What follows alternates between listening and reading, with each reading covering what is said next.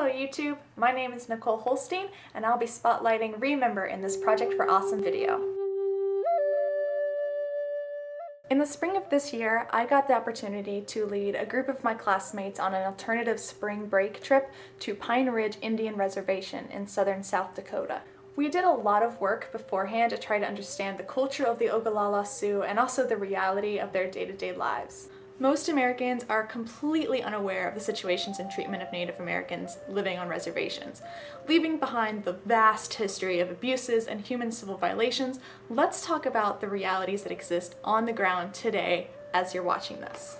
First of all, let's get this out into the open. A reservation is an area of land set aside by the United States for the specific use of Native American tribes.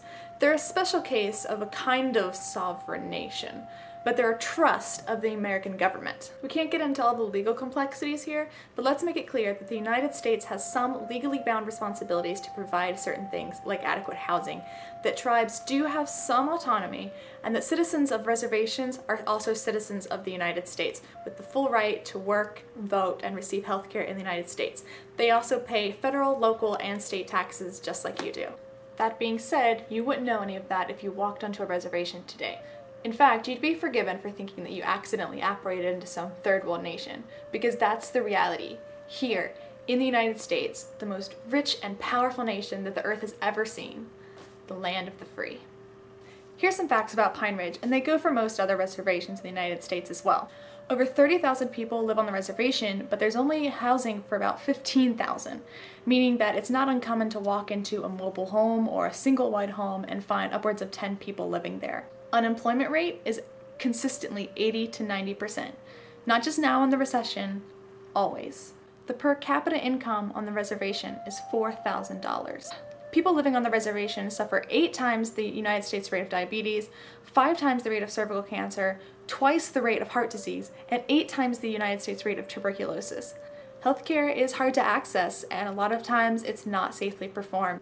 It's hard to convince a really good doctor to go live out in the middle of nowhere where he can make a pittance when he could be living in the suburbs making bank. Alcoholism is estimated to be about as high as 80%, and 1 in 4 children born on the reservation will have fetal alcohol syndrome. Native Americans have no natural tolerance for alcohol like you and I do because our European ancestors drank it like water. Literally like water. Native Americans have been addicted since the first white guy traded his rum for a raccoon pelt. Depression is epidemic on reservations, and the suicide rate on Pine Ridge Reservation is about twice the United States average.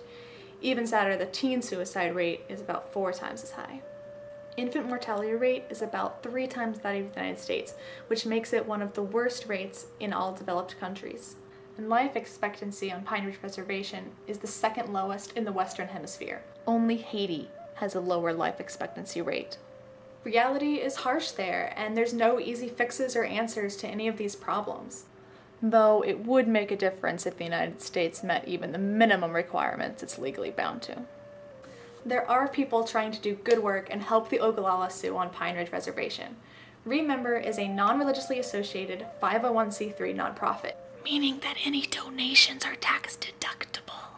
RE-Member seeks to improve the quality of life through interaction, shared resources, and volunteer services. My time there was utterly profound. It affected who I am today, and I will never forget the experience or the things I learned.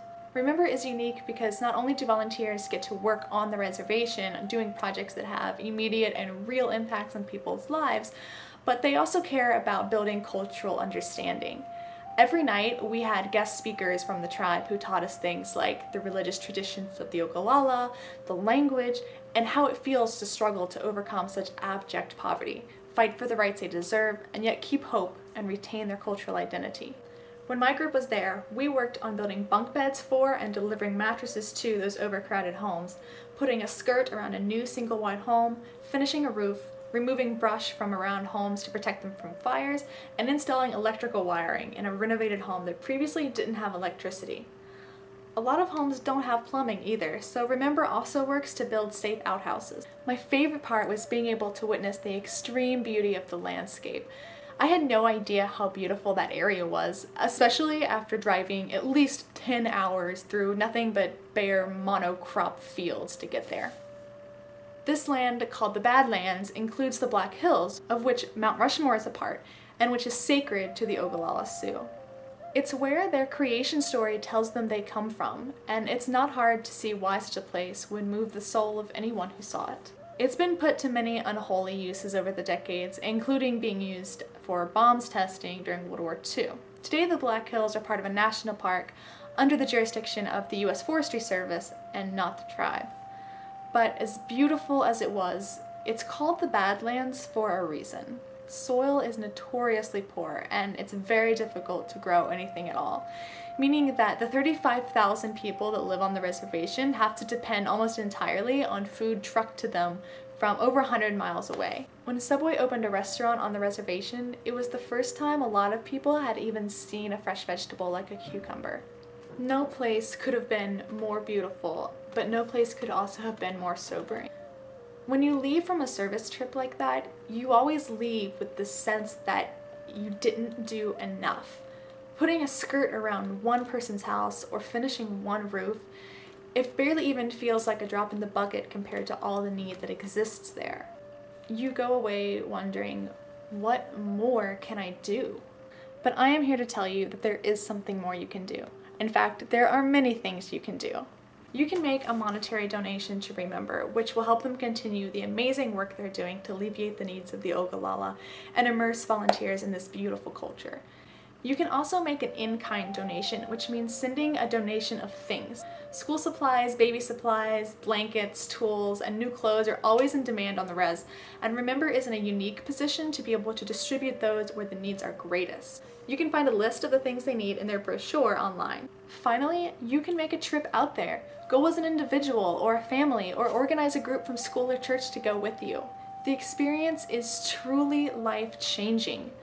You will never learn and understand more about the plight of Indians by doing anything else. No book, no documentary, and certainly not this short video will make you understand the way 1 week's immersion there will. You will not regret it. Go online to www.re-member.org to learn more about the organization, the Ogallala, and what you can do. Links are in the doobly-doo. And remember, Mitekuye Oyasin, all are related.